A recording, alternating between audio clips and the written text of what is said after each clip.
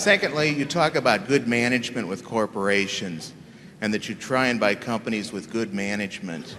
I feel that I have about as much chance of meeting good managers other than yourself as I do bringing Richard Nixon back to life. How do I, as an average investor, find out what good management is?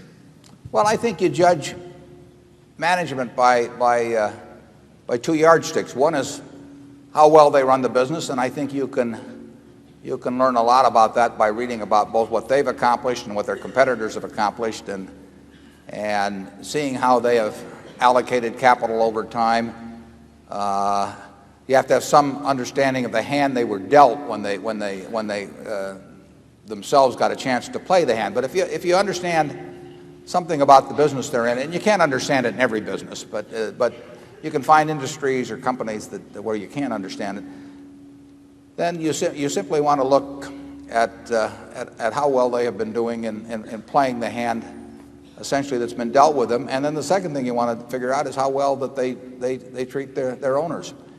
And I think you can get a handle on that oftentimes. A lot of times you can't. I mean, there are many companies that obviously fall in somewhere in that 20th to 80th percentile, and it's a little hard to pick out where they do fall. But I think you can usually figure out. I mean, it's not hard to figure out that, say, Bill Gates or Tom Murphy or Don Keogh or people like that are really outstanding managers, and it's hard to figure out who they're working for. And I could give you some cases on the other end of the spectrum too.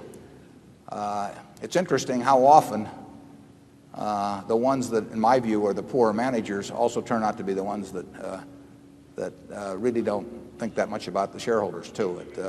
The two often go hand in hand. But I think reading of reports, reading of competitors' reports, I think you'll get a fix on that in some cases. You don't have to make 100 correct judgments in this business or 50 correct judgments. You only have to make a few. And that's all we try to do. And generally speaking, the conclusions I've come to about managers have really come about the same way you could make yours. I mean, they've come about by reading reports rather than any intimate personal knowledge or knowing them personally at all. So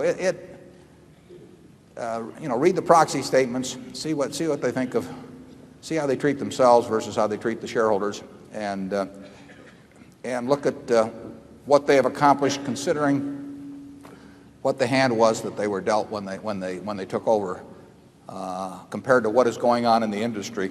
And I think you can figure it out sometimes. You don't have to figure it out very often. Charlie? Nothing to add. No.